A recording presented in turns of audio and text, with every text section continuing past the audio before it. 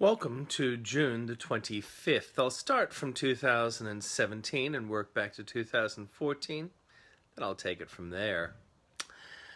Some things should not happen, but they do.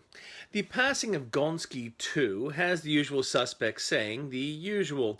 The truth of the matter is that a year ago, during an election campaign, the Australian Labor Party promised some $130 billion more spending, and a year on, Malcolm Turnbull is keen to spend more, so as to quiet criticism from the left. But in doing so, the Liberal Party, under Malcolm Turnbull, has betrayed the Conservatives, who support the Liberals. Miranda Devine presents a misleading argument about Catholics not being worse off.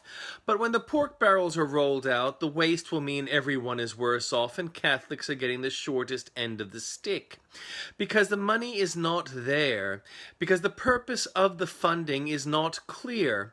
There are no shovel-ready projects. Because the important changes education requires do not cost money, but may be achieved through cost cutting. But the deals have been done.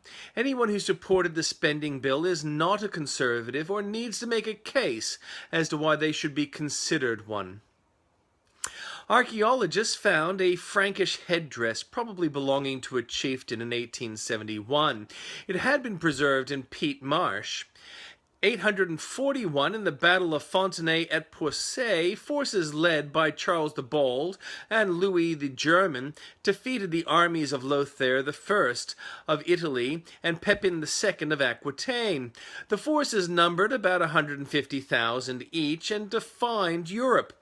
1530, at the Diet of Augsburg, the Augsburg Confession was presented to the Holy Roman Emperor by the Lutheran princes and electors of Germany.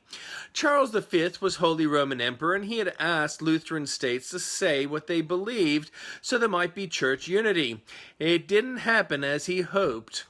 In 1678, the Venetian Elena Caminaro Piscopia was the first woman awarded a doctorate of philosophy when she graduated from the University of Padua. She was a genius, having learned many languages by age 7. She had wanted to study theology, but that was man's work, according to the Bishop of Padua. 1876, the Battle of Little Bighorn and the death of Lieutenant Colonel George Armstrong Custer. In 1900, the Taoist monk Wang Wanwu discovered the Dunhuang manuscripts, a cache of ancient texts that were the great historical and religious significance in the Mongao caves of Dunhuang, China. The works are being uploaded to the internet. 1906, the Pittsburgh, Pennsylvania millionaire Harry Thor shot and killed prominent architect Stanford White. White had seduced Thor's wife when she was 16, before she had married Thor. Thor held a grudge. Thor approached White in a theater and shot him at point blank.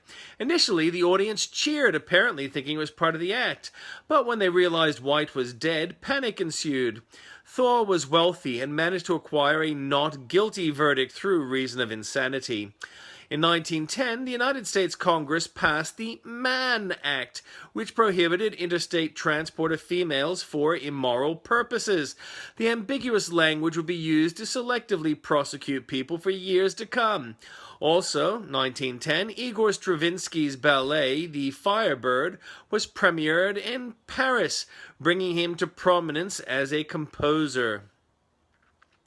In 1960, two cryptographers, William Hamilton Martin and Vernon F. Mitchell, working for the U.S. National Security Agency, left for vacation to Mexico, and from there defected to the Soviet Union.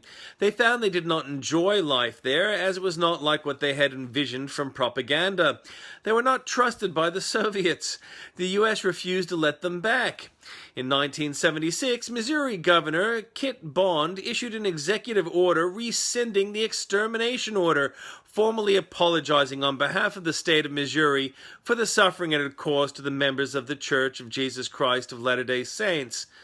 Was the apology enough?